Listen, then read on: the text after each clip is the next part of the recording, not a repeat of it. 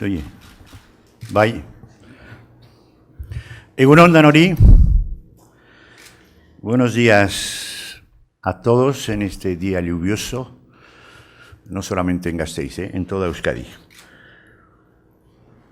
Yo quiero, en primer lugar, agradecer a la Fundación Fernando Buesa por esta invitación. Una fundación que se dedica hace varios años a mantener viva la llama de las víctimas, pidiendo memoria, justicia y reparación. La Fundación Fernando Buesa, con Nati a su cabeza, es el ejemplo vivo de una labor encomendable y que, sin tanto ruido como otros, ha apostado también por la convivencia y el futuro. No cabe la menor duda que 2 años después del más que presumible adiós a las armas por parte de ETA, estamos ante un reto que todavía va a requerir un camino largo y mucha paciencia. En política, como la vida real, los gestos son importantes y permiten, en ocasiones, franquear hasta los mayores obstáculos. Gestos que nos acerquen y que rompan el muro del silencio, del odio y de la incomprensión que nos ha atenazado durante tantos años.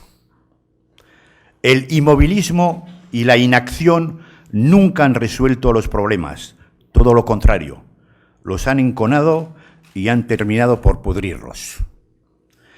Es cierto que en nuestro país ha habido muchas violencias, pero principalmente la de ETA. A los que intentan equiparar estas violencias y culpan al supuesto conflicto de todos los problemas, hay que decirles y repetirles, y bien alto, que se equivocan, porque en ningún caso son equiparables.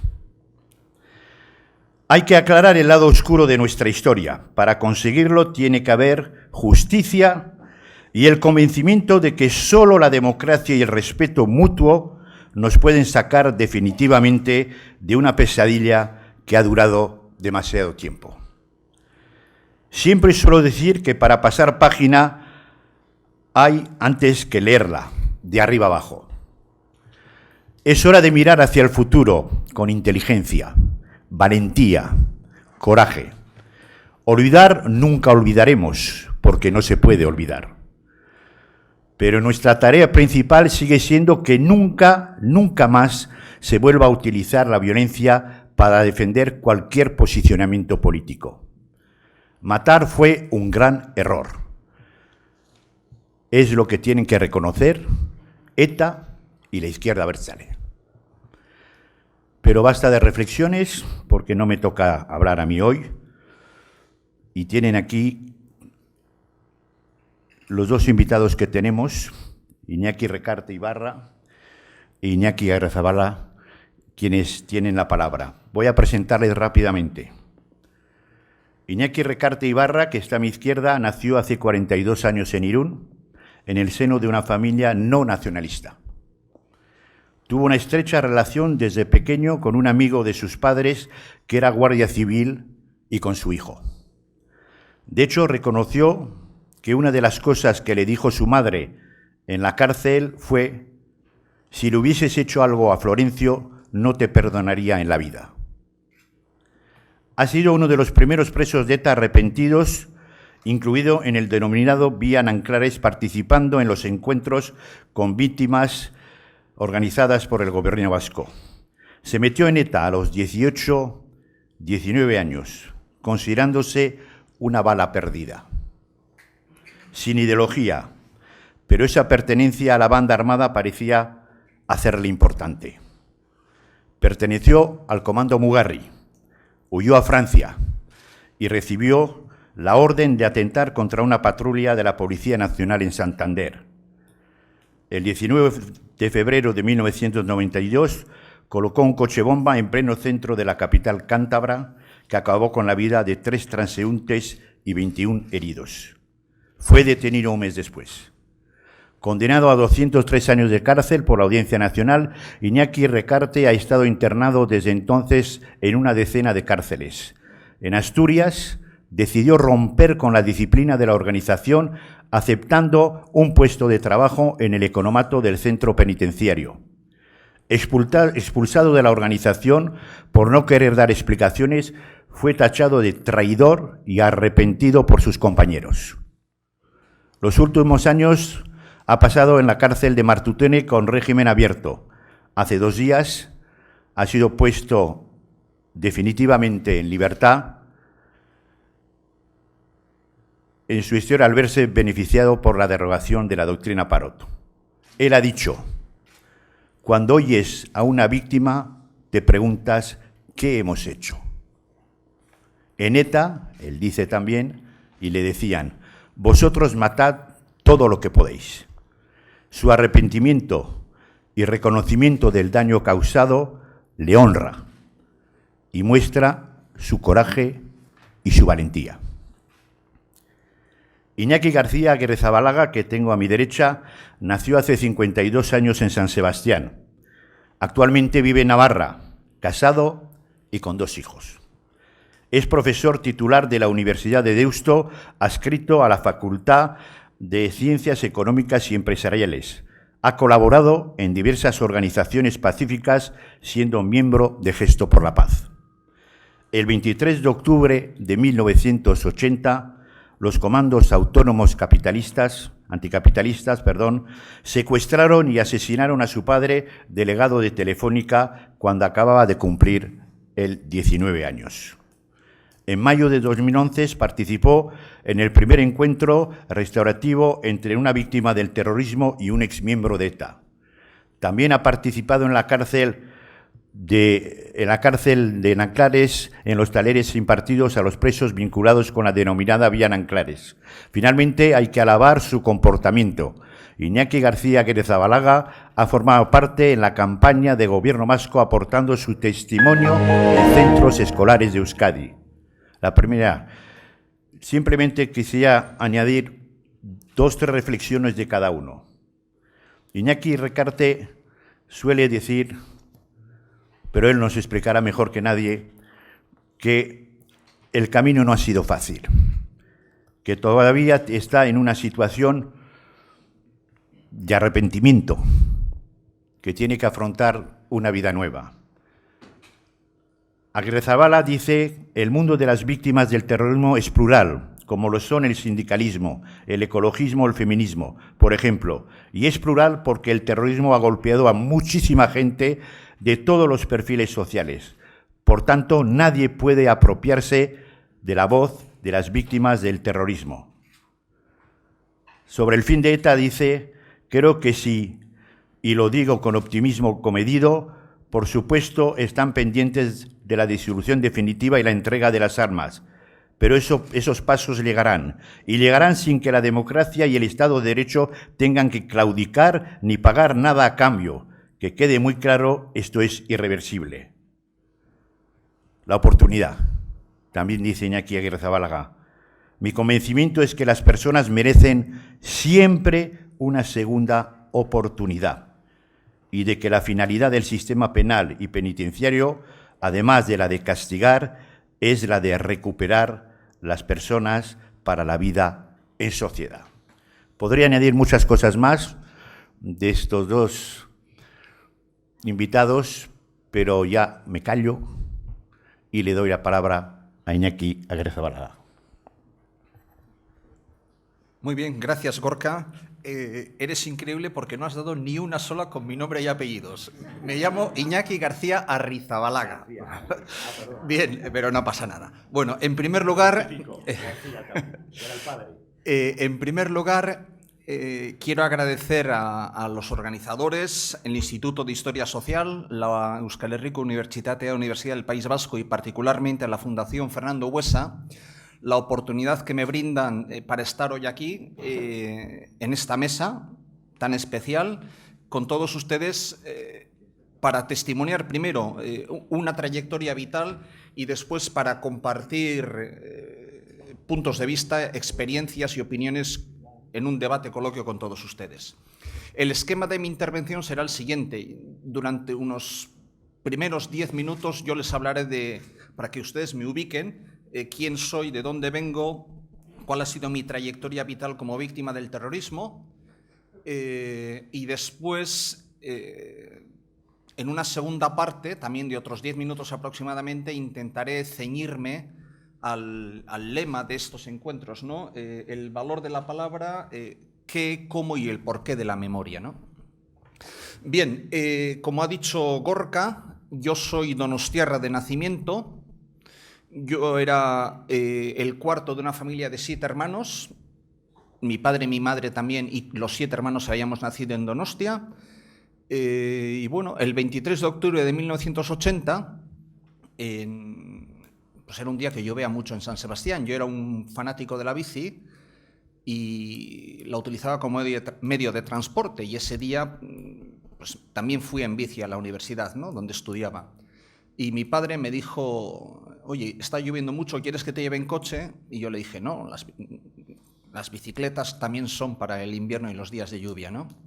Y ese fue el último intercambio de palabras que yo tuve con mi padre, porque estando en clase, a primera hora de la mañana, abren la puerta y aparece mi hermano el mayor, y enseguida te das cuenta de que algo extraño pasa. Oye, hay que ir a casa, que el Aitán no ha llegado al trabajo. Y bueno, pues yo con 19 años, ¿y eso qué tiene que ver? No sé qué. Y estamos toda la familia y de repente nos llaman que ha aparecido un cadáver en el Monte Ullía. Y bueno, con una cierta incredulidad vamos allí y ciertamente, allí en el Monte Ullía, a apenas 1 kilómetro de mi casa, sentado, apoyado en un árbol, encadenado con las manos atrás y con un tiro en la nuca, estaba el cadáver de mi padre, que era delegado de la compañía telefónica en Guipúzcoa, que no había sido nunca amenazado, ni tenía escolta, ni nada, ni la familia sospechamos remotamente que pudiera ser víctima de un atentado terrorista. Y al cabo de unos días, los autodenominados comandos autónomos anticapitalistas reivindicaron su secuestro y asesinato. Los comandos autónomos anticapitalistas ya no existen como organización. Fue un movimiento que surgió con una cierta componente libertaria de la autonomía, asamblearismo, el movimiento obrero vinculado a todo eso, con pequeñas acciones de sabotaje en empresas, pero dieron un salto cualitativo cuando los comandos Bereziak de ETA abandonaron ETA y decidieron incorporarse en estos comandos autónomos. Y allí los comandos autónomos adoptaron una filosofía. Algunos comandos entendieron que el sentido de comandos autónomos era que cada comando hiciera lo que quiera. Bueno, en cualquier caso dieron un salto cualitativo y fue cuando los comandos autónomos anticapitalistas empezaron a asesinar personas, ¿no? Es curioso porque los comandos autónomos anticapitalistas ya se han disuelto. Como tal organización no ha habido una disolución formal, no ha habido comunicado de disolución, se han disuelto, nadie sabe nada de la organización, sí sabemos de dónde están personas que la componían, pero bueno, eso es otro asunto. En cualquier caso, 23 de octubre de 1980, se pueden ustedes imaginar, ¿no? Años 80, Donostia, la ciudad de Euskadi donde más personas han sido asesinadas por el terrorismo. 1980, el año en el que más personas fueron asesinadas por la violencia terrorista. Estábamos hablando que aproximadamente cada 2-3 días una persona era asesinada. A ese ritmo estamos hablando, ¿no?, de que en el plazo de una semana podían morir asesinadas 3 personas, y esos fueron los años de plomo, ¿no? Bien, de aquella época yo tengo recuerdos muy claros, pues el recuerdo primero de no saber cuáles fueron o cómo pasaron los días inmediatamente siguientes. Sé que hubo un funeral, pero tengo recuerdos muy vagos de los 2-3 días inmediatamente posteriores al asesinato de mi padre. Y lo que sí recuerdo es cuando ya se acabó toda esa vorágine de funeral, etcétera, la terrible soledad en la que nos encontramos mi familia y yo.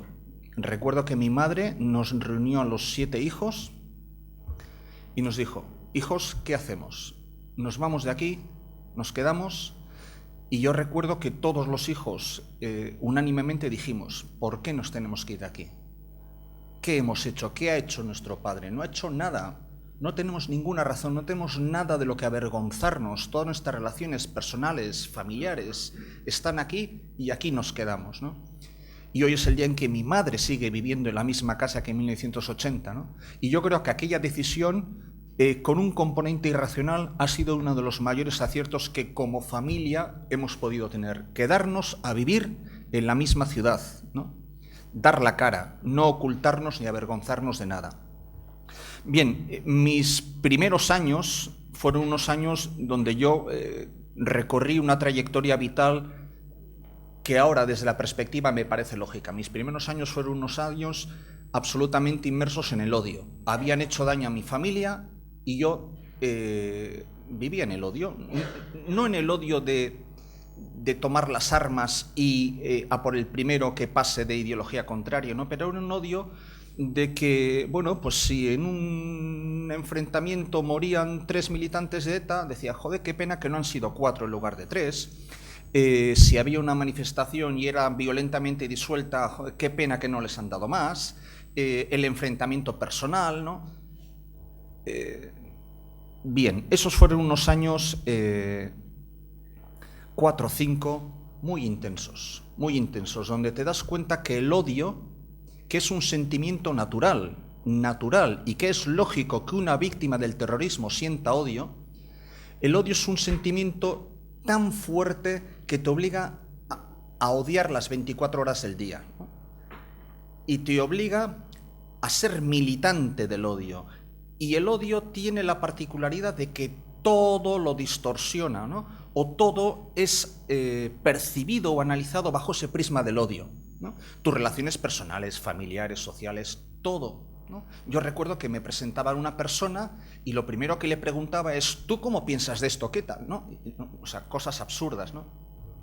Y te vas dando cuenta con el tiempo, porque esto es un proceso también, no es que te caigas el caballo de repente, no es que te acuestes de una manera a la noche y te levantas de otra a la mañana, es un proceso en el que la reflexión personal desde la soledad es muy importante, un proceso en el que te das cuenta, caramba, o sea, esta gente no solo ha asesinado a mi padre, sino que me están arruinando la vida. O sea, esto es lo que yo quiero para mi futuro, esto es lo que yo quiero para el resto de mi vida. Y pues después de ese proceso de reflexión crítica, dije, no, yo no quiero esto para mi vida. O sea, el primer perjudicado de odiar soy yo mismo. Y caer en la cuenta de eso para mí fue muy importante. Lo que sucede es que vivíamos en un entorno, años 84, 85, donde pues había de todo menos posibilidades de superar ese mundo de odio en el que yo estaba instalado, ¿no? Recuerdo que en el año 86...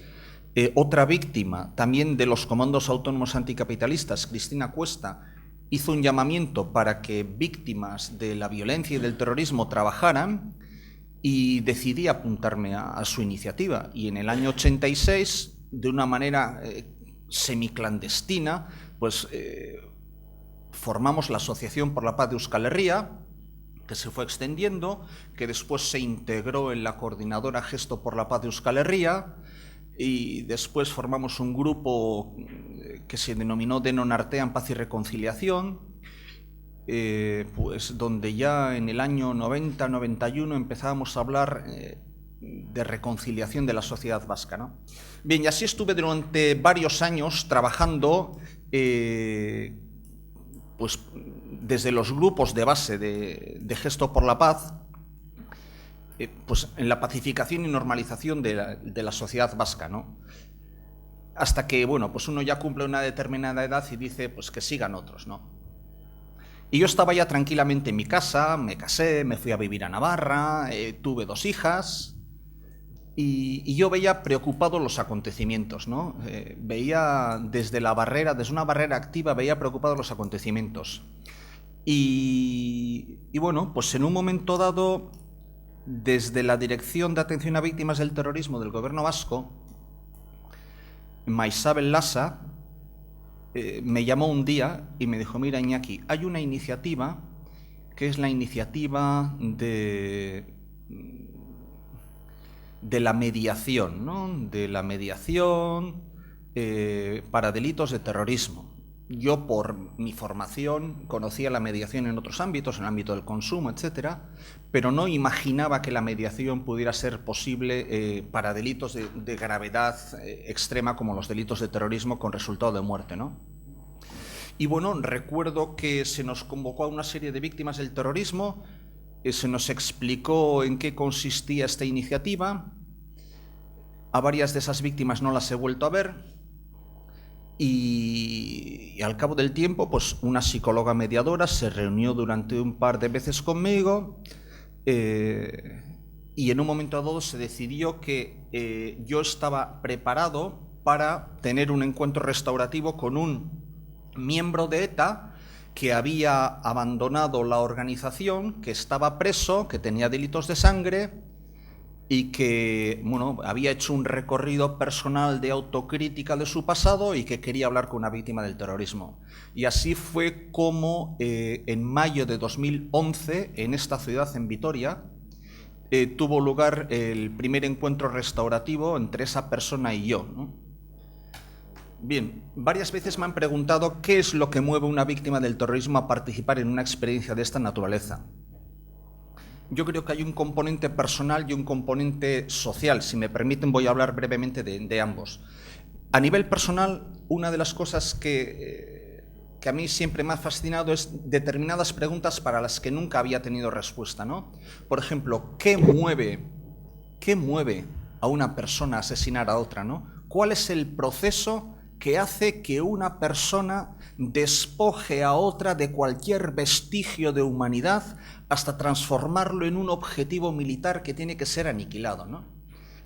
¿Qué pasa por tu cabeza para que ese proceso se produzca, ¿no? Preguntas pues también de cómo es tu vida después de asesinar a una persona, ¿no? ¿Sientes igual, ¿no? ¿Cómo son tus sentimientos? ¿Tienes remordimientos? ¿Cuál ha sido tu proceso de transformación personal, ¿no? De la misma manera que yo tuve un proceso de transformación personal, quiero conocer cuál ha sido tu proceso de transformación personal, porque desde trayectorias vitalmente muy distintas, bueno, en un momento dado aquí estamos convergiendo en la misma mesa, ¿no? Había un componente de curiosidad, de querer escuchar sin interferencias ni mediadores, en directo y en primera persona, ese tipo de preguntas.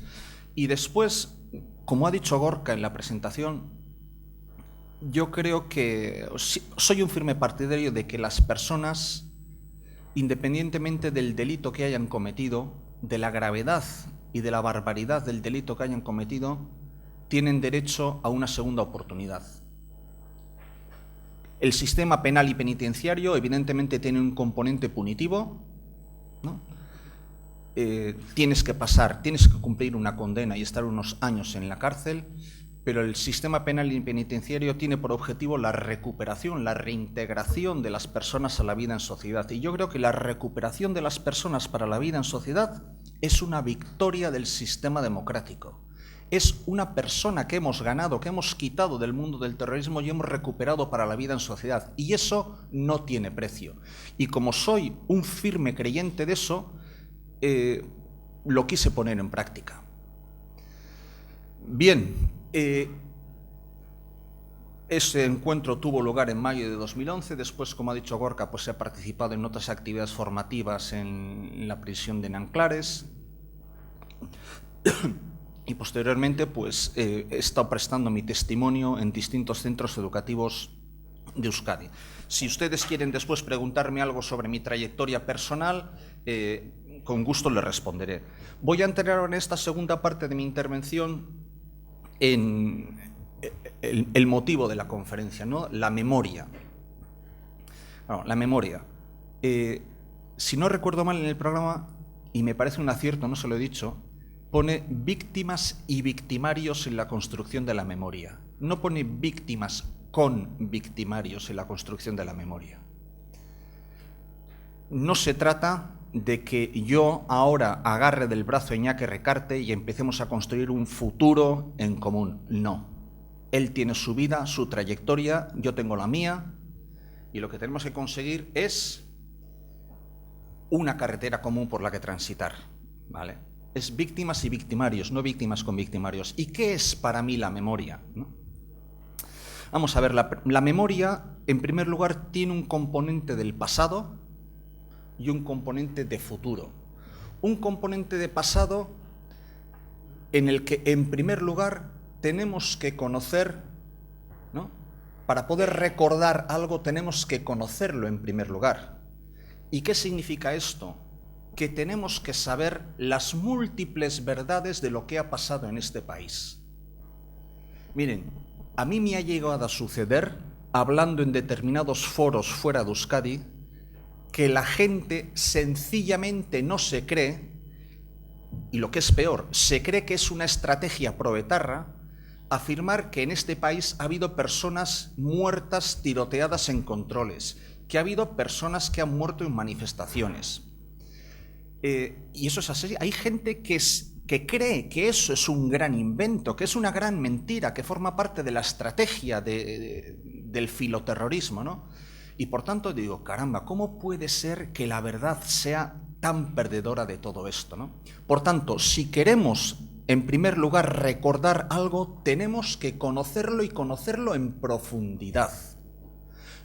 Mi caso es uno de esos famosos 320 y pico casos, ¿no?, que corren el riesgo de quedar en impunidad más absoluta. Yo no he tenido juicio, los asesinos de mi padre no han sido detenidos, ¿no?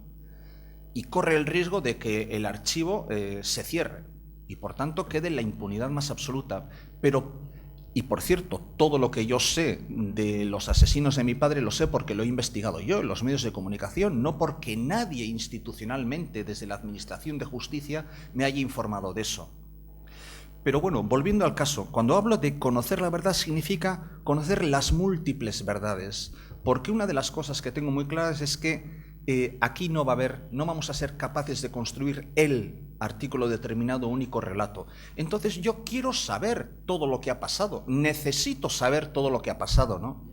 Y creo que en ese saber tenemos que ir a ese conocer el pasado y mirarlo sin odio ni rencor, y que tenemos que sacar a la luz todas las experiencias de sufrimiento con voluntad de integración, con voluntad de superar y con voluntad de construir. Y que nadie me malinterprete, esto no significa que aquí haya habido una guerra simétrica de bandos, no. Mirar el pasado significa sacar a la luz las cosas, no equipararlas. Claro que en ese mirar al pasado tenemos que, como ha señalado Gorka, decir que las víctimas del terrorismo juegan un papel esencial en ese pasado, ¿no? Pero bueno, ¿por qué escandalizarnos porque se reconozcan a víctimas de abusos policiales o de, yo qué sé, ¿no?, o víctimas muertas en controles o en atentados de otros grupos terroristas? Nadie debería escandalizarse de eso. Por tanto, fíjense, es que ni siquiera en eso nos ponemos de acuerdo. No nos ponemos de acuerdo en cómo mirar al pasado, qué recoger del pasado, ¿no? Y ahí tenemos que hacer un ejercicio de empatía profunda, porque ninguno tenemos el monopolio del sufrimiento.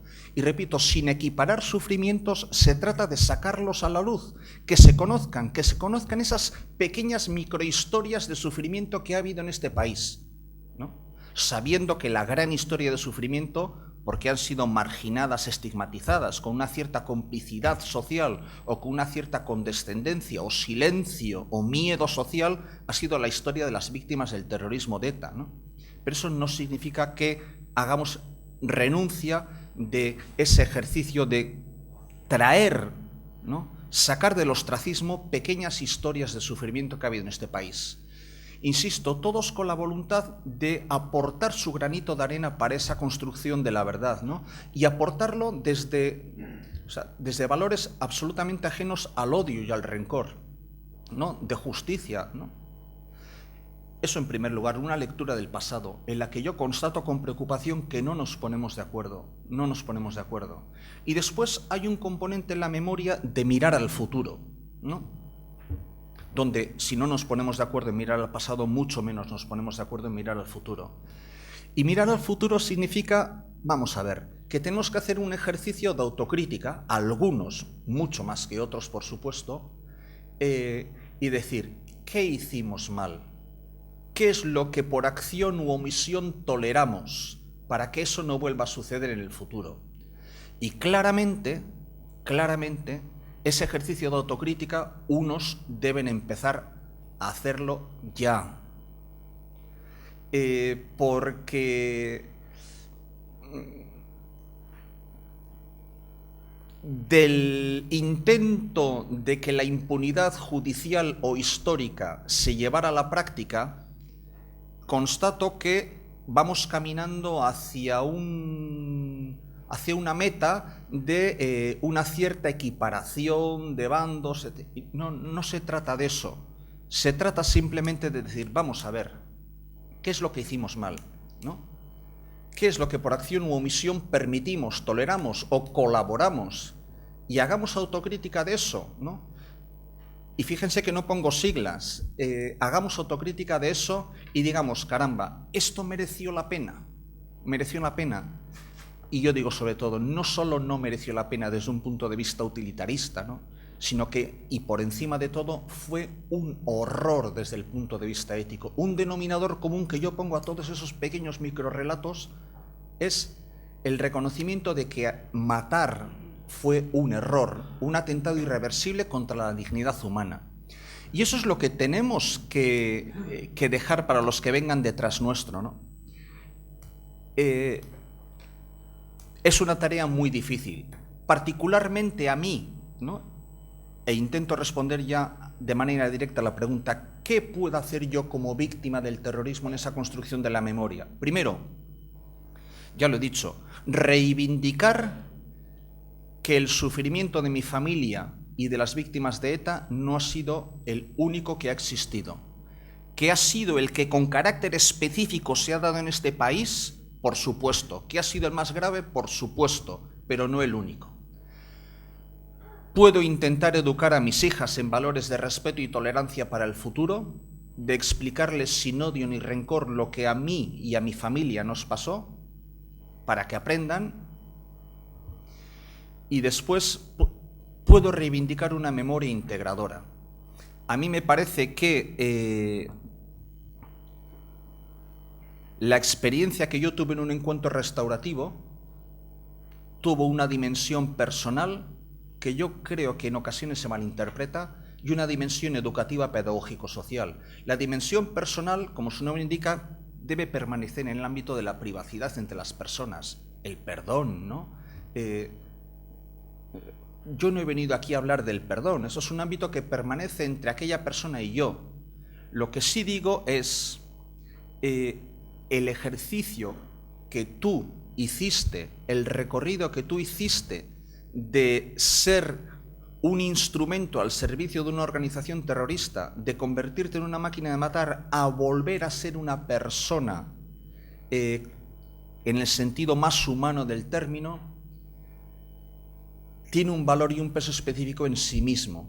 Y que tú, que has pertenecido a ese mundo, digas, qué error, qué horror lo que hice, eso tiene un componente educativo para las generaciones que vienen de un valor incalculable.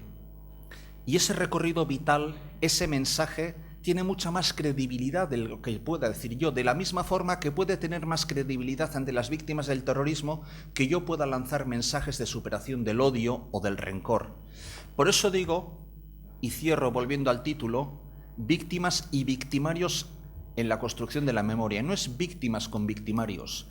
Iñaki Recarte y yo, que por cierto, Iñaki, coincidimos en un reportaje de la televisión catalana, El Perdón, hoy nos hemos conocido y nos hemos saludado por primera vez. No nos conocíamos de antes, ni habíamos hablado antes. Yo creo, Iñaki, que tenemos trayectorias vitales que en un momento dado convergen, que cada uno podemos hacer en nuestro ámbito de influencia, que lógicamente es bien distinto, podemos hacer y difundir mensajes con un denominador común, insisto, que matar fue un error irreparable, un error irreversible y además que no sirvió para nada, ¿no? Nada más. Gracias. Después queda a su disposición para cualquier pregunta.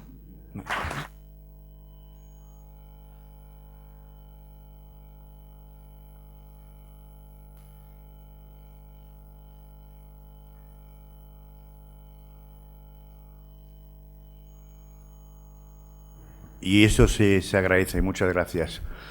Bueno, le voy a pasar la palabra a Iñaki Recarte. Yo me imagino que no es una situación fácil para él. Además ha llegado de forma precipitada, se ha perdido en Vitoria y se ha tenido que ir a buscarle. Yo no sé si ha estado antes delante de tanta gente para hablar de su experiencia personal, pero yo vuelvo a repetir lo que he hecho. No sé lo que va a decir. Le he conocido hoy por primera vez también. Nos hemos saludado en la sala Italia. Y vuelvo a decir, yo creo que veremos al final por un acto de valentía y le doy la palabra. Buenos días. Yo la verdad que no sé muy bien qué decir. No sé. Después de haber escuchado a Iñaki, bueno, aunque sea en vidas totalmente diferentes, tenemos muchos puntos en común, ¿no? Quizás el que más, ¿no? Lo que decía del odio, ¿no? Cómo necesitas el odio a veces, o cómo te alimentas del odio, ¿no? Para seguir viviendo. Pero bueno, el odio es una cosa también que llega cuando estropeas tu vida de alguna manera, ¿no? O te la estropean, ¿no? En el caso de Iñaki, ¿no? Porque yo que no soy reflexionado mucho, porque tengo mucho tiempo para estar pensando, antes no odiaba. Vivía tan normal. Toda esta explicación que ha dado de los comandos autónomos, de tal, no sé qué. Yo recuerdo cuando me metí en ETA que yo no tenía ni idea de nada de eso. La vida a veces te lleva, sin tratar de justificar nada, por supuesto, te lleva, y bueno, pues no sé si decir que eres un bala perdida, bueno, te lleva, ¿no? Y se hacen las cosas, y cuando se hacen cosas tan graves ya no tiene vuelta atrás. Entonces es un momento que rompes tu vida y pasas, bueno, a otra fase que no tiene vuelta atrás. Entonces, como él decía también, las cosas no llegan de un día para otro, ¿no? El proceso de una persona, de maduración de una persona, es constante, pero es muy lento, ¿no? Sobre todo en situaciones así. Y yo lo he vivido así. Yo, cuando entré a la cárcel, no sé, recuerdo una década por lo menos de justificar, ¿no? Vas aprendiendo por qué existe ETA, te vas, bueno, empapando de los libros, ¿no? Porque claro, tú tampoco sabes muy bien. Es una ideología, te sientes vasco, tal cual, pero no sabes bien las raíces de todo esto, cómo ha comenzado, cómo te has metido en una organización que, bueno, como la ha pasado a muchísima gente, creo yo. Yo estoy explicando mi caso, pero sé que eso le ha pasado a mucha gente. Entonces luego se le da un tinte político a tu vida, ¿no? Niegas, cuando decía Iñaki, cómo una persona, ¿no?, se puede convertir en una máquina de matar, ¿no? ¿Cómo puede justificar eso, no? Pues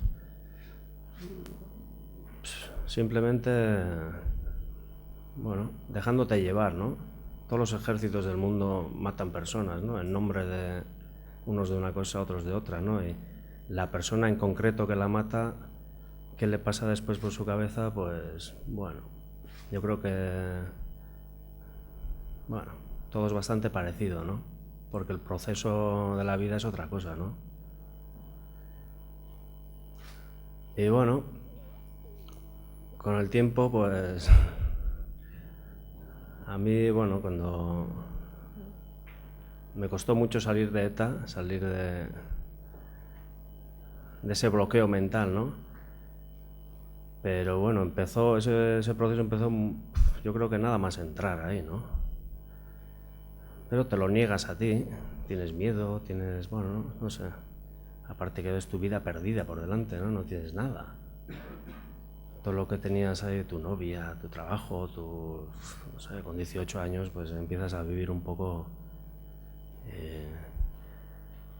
y no sé, a partir de los 30 años creo yo que las personas empezamos a sentarnos un poco en la vida, ¿no? Pues ya empiezas a profundizar más en eso, ¿no? Yo no me suelo extender mucho en eso, porque me parece que la solución a todo esto es sobre todo de persona a persona, ¿no? Cosas pequeñas, ¿no? Cuando hablaba de microhistorias, Iñaki, también son microhistorias estas, ¿no?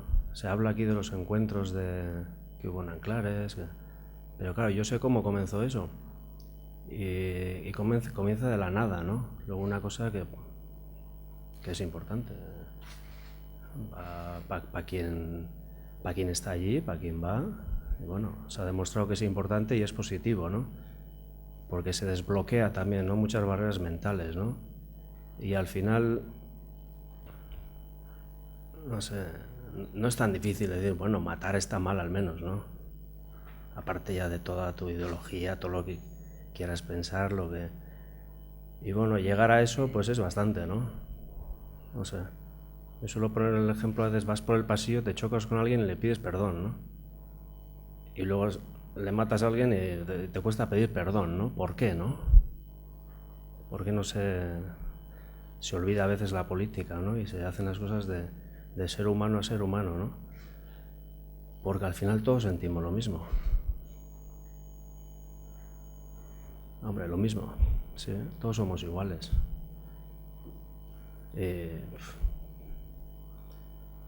Pues no sé mucho más que decir, pero no me voy a extender tanto como Iñaki porque... Quiero hacer una pregunta, ¿no? ¿En qué momento tú das este cambio? Tú dices que ya entrando en la cárcel ya sentiste efectivamente pues que había cosas que no habían funcionado. Dentro de la cárcel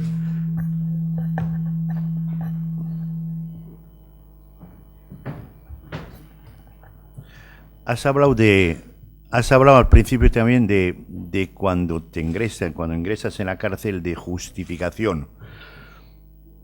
Un preso que vive en un colectivo, porque yo me supongo que al lado tuyo había también gente de ETA. ¿Cómo se hace o cuál es el camino que tú hiciste para salir de ese grupo de presión que me imagino que existe todavía en la cárcel, que tú acabas de abandonar recientemente, ¿no?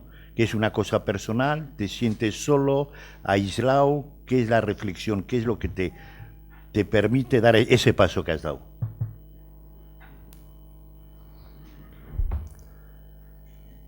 Pues... no sé, es curioso, pero yo he estado más de media vida en ETA, digamos, como preso, y nunca me he sentido de ETA, ¿no? Entonces, tú mismo, ¿no? La vida se va pasando y vas siendo sincero contigo mismo. ¿Por qué no sales antes de ahí? Pues primero porque es el único sitio que tienes protección en ese momento en donde estás. Y sí, claro que he estado con otros presos mucho tiempo, con algunos que han salido estos días también. He estado solo mucho tiempo también. Bueno, vas conociendo a gente. No voy a decir que todos pensamos igual, ¿no? Cada uno, pues, igual que en esta sala, tendrá... Pero bueno, yo salí de ahí por mí mismo, porque... Bueno, pues porque no estaba a gusto ahí, por ti mismo. ¿Y cuánto te cuesta? Pues hasta que el mecanismo mental que tienes del odio, digamos, aunque no te lo creas tú, de la justificación, pues cuando vas desbloqueando esas piezas, ¿no? Y vas dando pasos, pues bueno, que te parecen, que te puedan un poco pánico, porque bueno, porque tu vida al final siempre ha sido eso. Entonces, una vez escribió El Espuro, me parece un artículo muy bueno que lo titulaba ¿Qué frío hace fuera de la tribu?, ¿no?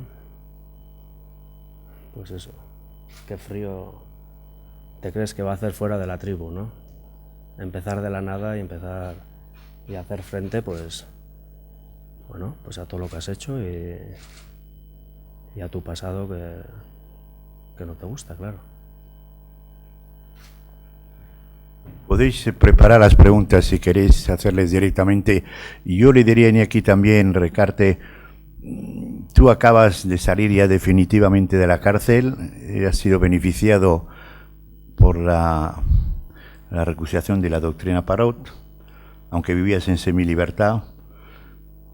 ¿Qué balance haces de todo lo que te ha pasado durante estos 25 años? ¿Sientes, has reconocido el daño causado? Creo que te has arrepentido en cierta manera. ¿Eso cómo se lleva cuando uno ya está libre y vuelve a la sociedad normal? ¿Cuál es el balance que haces tú de gran parte de tu juventud, por cierto?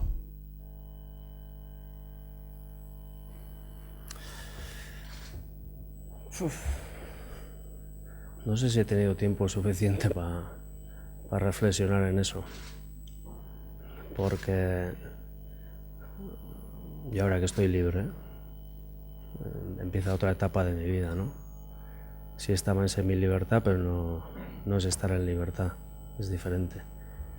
Entonces rompes ya, ¿no? Con todo ese bloque, ¿no? Y quizás sea cuando de verdad tiene uno que empezar a pensar en todo bien, ¿no? Aunque ya lo haya hecho.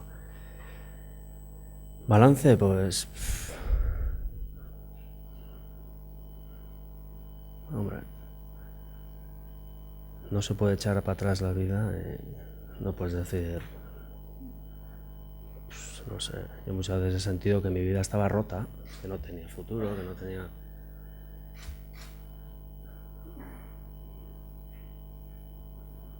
Difícil, pero luego de alguna manera la vida pues te va abriendo otros caminos, ¿no? El camino que tú quieres al final, quizás, ¿no? Vas conociendo a gente en el camino, gente que en un momento dado pues estarían tildados de enemigos, ¿no? Digamos, dentro de ese ambiente. Y te vas dando cuenta que quizás no eres como estás diciendo que eres, ¿no? Y además terminas queriendo a esas personas y, bueno, y te cambia la vida, ¿no? Te va cambiando poquito a poco, ¿no? Se te va acabando el odio, que eso quizás sí sea el balance más positivo, ¿no? Te perdonas a ti mismo, que no es fácil. Y bueno, pues a seguir adelante andando y mañana no sé lo que traerá el día. Y bueno, una mujer y 2 hijos que bueno, han llegado en el camino, que es lo más positivo de todo, quizás.